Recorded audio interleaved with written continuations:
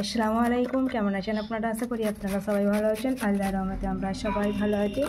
তো চলে এলাম আর একটা ভিডিও নিয়ে আপনাদের। তো দেখতেই পাচ্ছেন আমগুলো ধুয়ে ভালো করে পরিষ্কার করে এইভাবে গোটা গোটা করে রেখে দিয়েছি। আর এখানে একটা মানে মেশিন নিয়েছি, মানে যেটা, তো এইভাবে আমগুলোকে দেখতেই পাচ্ছেন ঘষে নিচ্ছি।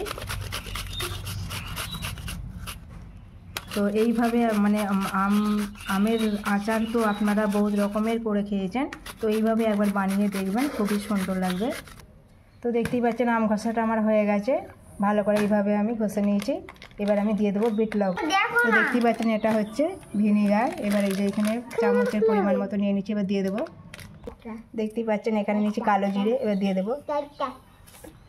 এবার এখানে দেখতে পাচ্ছেন সাদা নুনও নিয়েছি, এবার দিয়ে দেবো। এবার আমি এখানে 1 বাটি চিনি নিয়েছি, এবার দিয়ে দেবো। এই কাঁচের বাটির 1 বাটি সরিষার তেল নিয়েছি, দিয়ে দেবো। দিয়ে এবার সব উপকরণ আমার দেওয়া হয়ে গেছে, এবার আমি ভালো করে একটু মেখে নেব। তো দেখতেই পাচ্ছেন আমি এখানে কটা শুকনো লঙ্কাও দিয়ে দিয়েছি। এবার আমার মাখানো মানে পুরো কমপ্লিট হয়ে গেছে খুব সুন্দরভাবে। এটাকে আমি রোদে দেবো। এটা কিন্তু আমি 1 ঘন্টা কি 2 ঘন্টা হলেও হবে, 2 ঘন্টা হলে বেশি ভালো হয়। এটাকে রোদে মানে রাখলে মানে বেশি ভালো হবে। তারপরে আমি এটা কাঁচের বয়ামে এটাকে রাখবো। তো দেখতেই পাচ্ছেন আমি এখানে রোদে দিয়ে দিয়েছি, এইভাবে রোদে রেখে দেবো। তো এই রেসিপি আপনাদের কেমন লাগলো অবশ্যই লাইক কমেন্ট শেয়ার করবেন, আমার পাশে থাকবেন, আমাকে একটু সাপোর্ট করবেন। আপনারা সুস্থ থাকবেন, ভালো থাকবেন। আল্লাহ হাফেজ।